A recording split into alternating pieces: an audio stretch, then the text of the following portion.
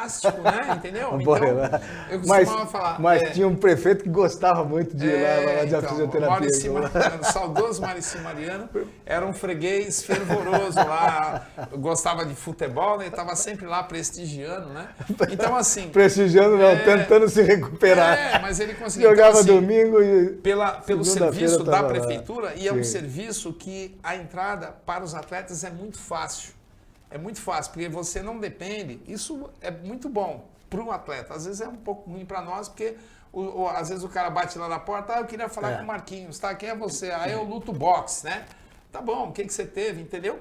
Então não há necessidade de haver um segmento, porque em algumas prefeituras, alguns serviços, cadastro, o atleta precisa falar com o técnico, uma lista de espera. O técnico fala com a secretária do médico, que depois vai ser avaliado para depois ser encaminhado. Esse caminho, muitas vezes, ele é muito longo e às vezes são lesões que esse tempo longo já passou da janela de recuperação. Exato. Então, o serviço que a gente tem, e a gente fica muito honrado de ter atendido o Mineirinho, enfim, vários expoentes de várias modalidades esportivas. O Marcelo Negrão passou pela gente, a gente atendeu o Falcão quando a seleção de futsal. Então, assim, só para a gente não achar que só se dá valor ao atendimento de um atleta de alto nível, porque todo mundo lá é atendido da mesma forma. É óbvio que um atleta que tem um nível, por exemplo, internacional, que tem, por exemplo, questões relacionadas a patrocínio,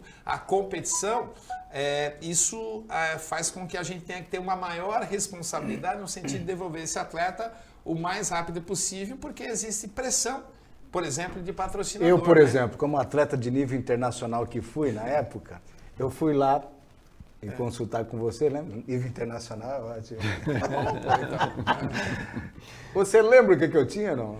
Qual era a minha patologia? Exatamente, mas eu lembro que uma vez se pegar aqui e der uma balançada, a câmera está aberta, se der uma balançada você vai lembrar. No joelho. O Nelsinho, ele é ligamento uma das cruzado pessoas anterior que desafia a literatura, porque ele tem, não sei se me permite falar isso, ele tem uma lesão cápsula ligamentar no joelho esquerdo, que o exame clínico, você fala, esse cara não consegue jogar futebol, e aí você vai vê-lo jogando futebol, e ele é muito bom, né? E você não acredita no que está vendo. Aquela lesão, ela não se manifesta clinicamente. Isso é muito bom. Quem falou isso, o doutor Carlos Braga, porque teve um período também que a gente levou o Braga para lá como médico. Isso, ele trabalhou no esporte, então, o doutor Carlos Braga. O Braga era o médico e o Marquinhos fisioterapeuta. Dessa passagem. E o Braga, ele viu jogando, falou, assim, qual é a contusão que você falou que tinha? Eu falei, tem o cruzado anterior rompido, doutor, desde 1980 e bolinha. Ele falou assim, senta aí um pouquinho. Aí ele sentou. Aí eu sentei. Aí ele pegou na perna e balançou. Ele falou, meu Deus do céu, olha só. Como é que vocês costumam dizer? Caixa, a gente chama estresse em valgo, varo, gaveta. Uma gaveta. Gaveta. Rapaz, uma gavetona, você está com uma gaveta enorme aqui. Como é que você consegue ainda correr, dividir bola, chutar? Mas ainda assim, nessa trajetória da Unisanta e da Prefeitura, também eu tive a oportunidade de iniciar o trabalho com atletas com deficiência, né? E isso me levou a gente entrar nessa fisioterapeuta. Aliás, antes de eu ser fisioterapeuta, eu fui fazer com o professor Ricardo Pateiro, em 1997, um curso para ser classificador funcional de basquetebol e atletismo. Basquetebol em cadeira de rodas e atletismo. Foi em 97. Então, de lá para cá, eu me tornei um classificador da Federação do Brasil e um classificador internacional da Federação Internacional de Basquetebol. E como é que você conheceu o seu Misael? Então, o seu Misael foi uma história muito interessante, que também foi uma mudança de paradigma até de vida, né? O seu Misael, ele tinha um filho, né? Infelizmente o seu Misael faleceu e o Alexandre também. O Alexandre, ele tinha sequela de paralisia cerebral com uma espasticidade absurda, então ele era um tetraplégico. O seu Misael era um advogado de empresa, muito bem financeiramente, e resolveu mudar para o Guarujá no início da década de 2000 e pouco, para cuidar do filho. Então ele comprou um apartamento nas Astúrias, levou o Alexandre no falecido doutor Hamilton Valério para fazer segmento, medicamentoso, segmento clínico. O doutor Hamilton Valério falou, olha, ele precisa continuar físio. Indicou a Andréia, uma colega que hoje está em São Paulo, que ligou para mim e falou, Marquinhos, eu fui avaliar um paciente assim, eu não sei o que fazer, você pode ir lá comigo? Quando eu vi o Alexandre, eu falei, olha, na minha opinião, a fisioterapia, ela é assim, não é a mandatária, mas esse cara pode jogar bocha. E aí eu falei pro seu Paulo, e posteriormente o seu Paulo falou, quando você falou que o meu filho, daquele jeito, pudesse ser um atleta, eu fiquei com vontade de dar um soco na sua cara, né?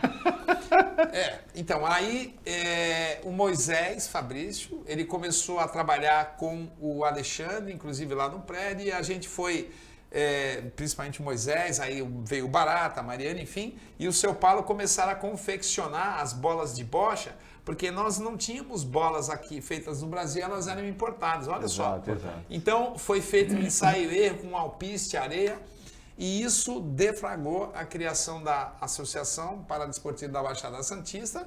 E para a gente não ter a pretensão de dizer que era só para o Guarujá, a gente convidou profissionais das várias cidades da Baixada Santista e ela acabou ficando no Guarujá por questão do seu Paulo, que foi o primeiro presidente. Só fazer uma correção, eu nunca fui presidente da PBS, eu sou o vice-presidente. Então era o seu Paulo, Misael, um cara batalhador, e depois a Mariane. E o que é interessante também, já entrando nesse gancho, quando a gente...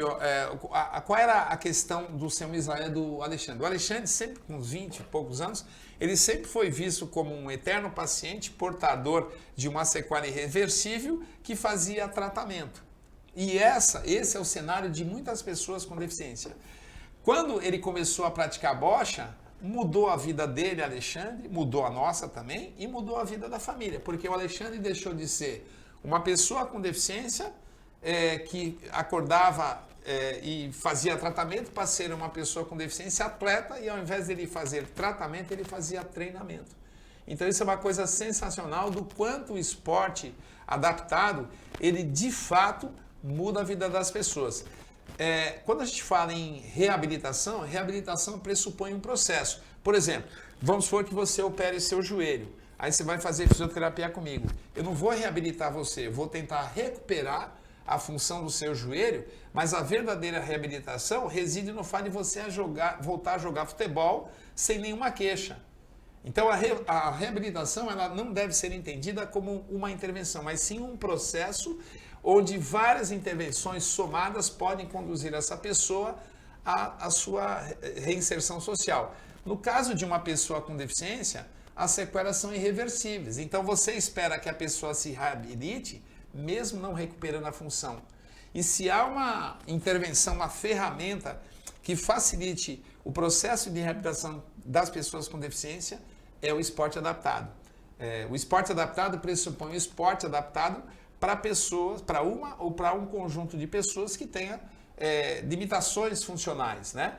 E uma coisa que é muito interessante, então olha só que paradoxal, se o Alexandre viesse jogar bocha com a gente, ele joga com a cabeça. Aí o Moisés era o calheiro dele, isso. Posteriormente, acho que o Barata também foi, como é hoje. Se o Alexandre viesse aqui jogar contra nós três, provavelmente ele ganharia. E aí, apesar dele ser tetraplégico, aí o que eu diria para vocês, e eu já sabia isso, ele ganhou porque ele é um atleta de bocha. Nós não somos atletas. Então é interessante porque não é a sequela que determina o quanto a pessoa é capaz para aquela modalidade. Marquinhos, isso é uma coisa sensacional. Promete pra gente que você vai voltar num outro... Nós temos mais 30 minutos, 25 minutos de programa, não. Mas porque é o seguinte, nós escolhemos algumas fotos, um material que não traz, né? Você fazendo esse trabalho maravilhoso junto à PBS com o Xandão, com o Alexandre. Sim. Esse aqui é o Xandão verdadeiro, viu? O nosso Xandãozinho aqui. O Alexandre do seu Misael. Porque nós tínhamos muitas fotos, né? Da época, inclusive, que foi realizado o primeiro campeonato estadual de bocha adaptada aqui no ginásio Guaibê, quando nós reformamos aquele piso. Sim. Né? O Guarujá acabou virando uma referência para a realização de campeonatos. E eu queria mostrar para o telespectador, com a sua fala, justamente quem era o Alexandre, o seu Misael. Eu venho. Tá? E, Paulo, o eu acompanhei esse processo como repórter, né? Eu acho que 6 ou 7 anos, mais ou menos. Então, eu tinha contato permanente com o seu Paulo, fiz muitas matérias para jornal, para rádio, para comunicação, né? Então, sim... a pergunta que eu queria deixar para ele, Paulo, e que a gente ouve costumeiramente falar, é que tão importante ou mais importante do que um processo cirúrgico é o processo de reabilitação em função de uma fisioterapia bem feita. Eu queria que você respondesse isso depois do intervalo. Tá pode bom, ser? claro, lógico. Vamos para o intervalinho, já a gente volta com o nosso querido Marquinho, grande professor de educação física, fisioterapeuta, professor universitário e um dos melhores surfistas de todo o litoral norte e sul Bandeirantes. Aí é mentira. O intervalinho, já a gente volta.